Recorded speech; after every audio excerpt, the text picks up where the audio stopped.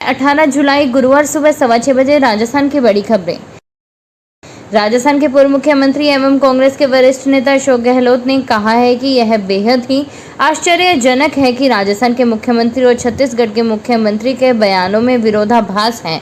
गहलोत ने बुधवार को अपने बयान में कहा कि राजस्थान के मुख्यमंत्री बैजनाथ शर्मा दावा करते हैं कि छत्तीसगढ़ सरकार द्वारा राजस्थान के विद्युत ग्रहों के लिए कोयला की आपूर्ति के लिए हसदेव अरण्य कोलफील्ड में संचालित परसा ईस्ट एवं कांता बासन कोल ब्लॉक की 91.21 हेक्टेयर वन भूमि का उपयोग करने की अनुमति प्रदान कर दी है, पर आज छत्तीसगढ़ के मुख्यमंत्री विष्णुदेव साय कहते हैं कि ऐसी कोई बात ही नहीं है। दौसा भाजपा जिला कार्य समिति की बैठक को संबोधित करने भाजपा प्रदेश अध्यक्ष सीपी जोशी और डिप्टी सीएम प्रेमचंद बैरवा दौसा पहुंचे, जहां दौसा शहर में उनका बीजेपी कार्यकर्ताओं ने भव्य स्वागत किया। शहर में स्वागत के लिए दर्जनों तोरण द्वार लगाए गए, तो वहीं पूरा शहर भाजपा के बैनर पोस्ट से पाट दिया गया। इस दौरान सीपी जोशी ने मीडिया से मुखातिब होते हुए कहा कि दौसा से लोकसभा चुनाव भाजपा इसलिए हारी क्योंकि कांग्रेसियों ने मतदाताओं को झूठ बोलकर भ्रमित किया, लेकिन विधानसभा उपचुनाव में अब भाजपा ही जीतेगी। बैठक में भाजपा नेता किरोड़ीलाल मीणा भी पहुंचे। बीजेपी राजस्थान प्रदेश कार्य समिति की बैठक के बाद अब संगठन का पूरा फोकस 5 विधानसभा सीटों पर होने वाले उपचुनाव पर है। इन सीटों पर होने वाले चुनाव में सत्ता और संगठन दोनों की प्रतिष्ठा दांव पर लगी है।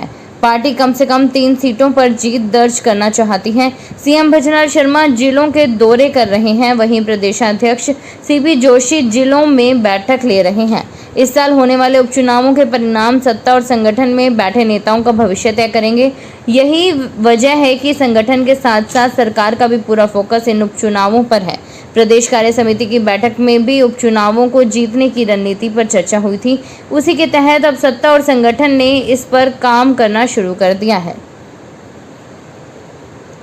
भ्रष्टाचार निरोधक दल डूंगरपुर ने बुधवार को 84 थाने में नियुक्त एक हेड कांस्टेबल कारूलाल यादव को थाने में ही रिश्वत लेते गिरफ्तार किया। आरोपी हेड कांस्टेबल ने थाने में दर्ज एक प्रकरण में ठोस कार्रवाई की एवज में यह राशि परिवादी से मांगी थी।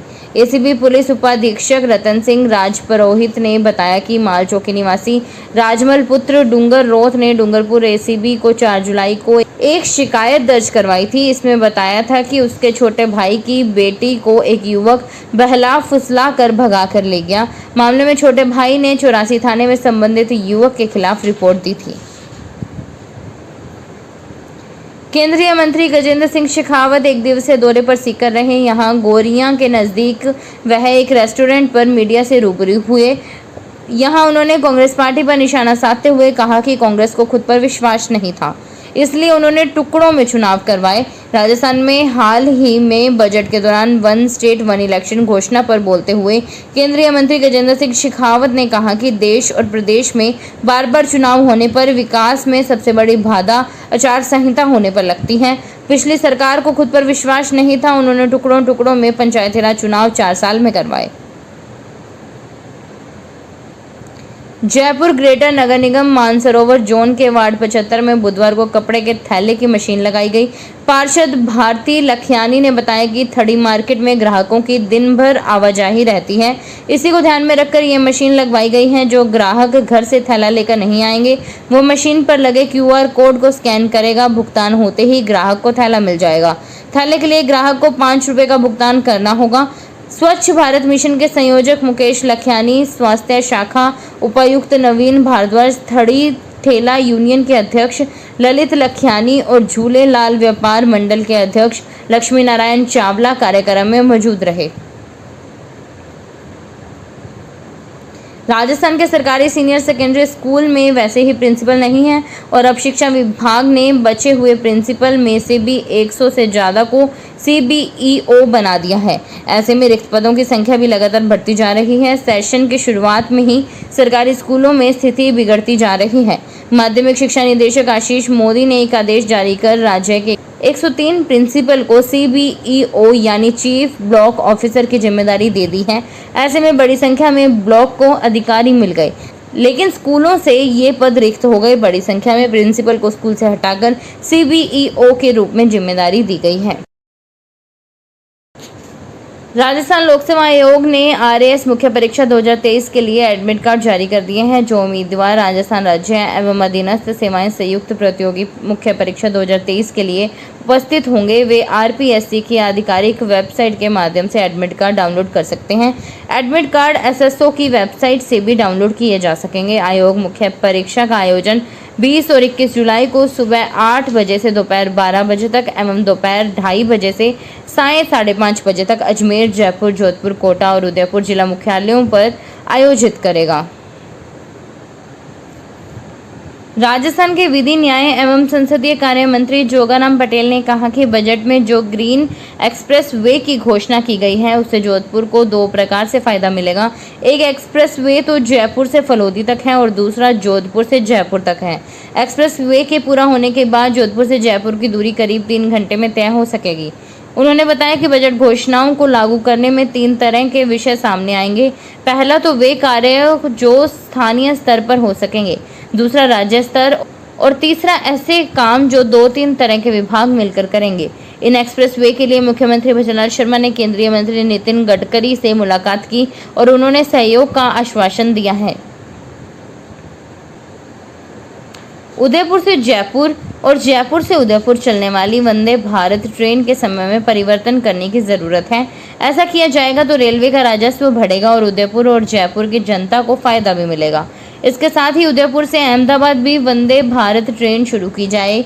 यह बात असम के राज्यपाल गुलाबचंद कटारिया ने नई दिल्ली में केंद्रीय रेल मंत्री अश्विनी वैष्णव से मुलाकात कर उनको बताई। कटारिया ने रेल मंत्री वैष्णव से कहा कि उदयपुर जयपुर वंदे भारत ट्रेन उदयपुर से जयपुर के लिए सुबह 5 बजे और जयपुर से उदयपुर के लिए शाम 5 बजे रवाना होगी तो लोगों को बड़ी सहूलियत होगी।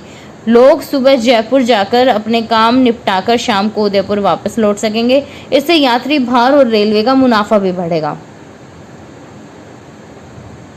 राज्य सरकार द्वारा चलाए जा रहे शुद्ध आहार मिलावट पर वार विशेष अभियान के तहत प्रतापगढ़ कलेक्टर डॉक्टर अंजलि राजौरिया तथा मुख्य चिकित्सा एवं स्वास्थ्य अधिकारी डॉक्टर जीवराज मीना के आदेश अनुसार उपखंड मुख्यालय अरनोद पर खाद्य सुरक्षा टीम द्वारा बुधवार को विशेष कार्यवाही की गई। कार्यवाही के दौरान विभिन्न किराना और होटलों का निरीक्षण कर सरसों का तेल, चाय पत्ती, मावे की बर्फी, बेसन के गांठिया, घी का नमूनीकरण किया गया तथा साफ सफाई के लिए विशेष निर्देश प्रदान किए गए। जयपुर के रविंद्र मंच पर द राजस्थानी सिने एसोसिएशन के आह्वान पर राजस्थानी फिल्म जगत के निर्माता, निर्देशक, एक्टर्स, टेक्नीशियन एक मंच पर जुटे। सभी ने राजस्थानी सिनेमा के लिए अपने अपने विचार रखे। बैठक का मुख्य उद्देश्य राजस्थानी सिनेमा के विकास पर परिचर्चा व सरकार को राजस्थानी सिनेमा के उत्थान के लिए अलग से बजट की मांग को रखना था। सरकार राजस्थानी फिल्म इंडस्ट्री को डेवलप करने के लिए भी आगे आए, इसके लिए भी कलाकारों ने अपनी बात कही। इसके अलावा राजस्थानी फिल्मों को मिलने वाली सब्सिडी सहायता को बढ़ाने के लिए भी एक ज्ञापन तैयार किया गया जो संबंधित विभाग को दिया जाएगा। अलवर कस्बा क्षेत्र में चल रहे मैरिज होम नियमों की अवहेलना करते हुए संचालित हैं। इनमें पार्किंग, आग बुझाने के उपकरण, कैमरे अथवा गार्ड की सुविधा नहीं है। बिना पार्किंग के वाहनों के रोड पर खड़े होने से जहां जाम के हालात रहते हैं वहीं बाहर से वाहन चोरी की घटनाएं हो रही हैं। कस्बे में धर्मशालाएं सहित लगभग 12 मैरिज होम संचालित हैं जो कि यहां पालिका की ओर से स्वीकृत पट्टे से अधिक भूमि को उपयोग में ले रहे हैं। वहीं सुरक्षा की दृष्टि से न तो अग्निशमन उपकरण आदि की सुविधा है और न ही कोई आपातकालीन रास्ता सहित कैमरे एवं गार्ड आदि की सुविधा है।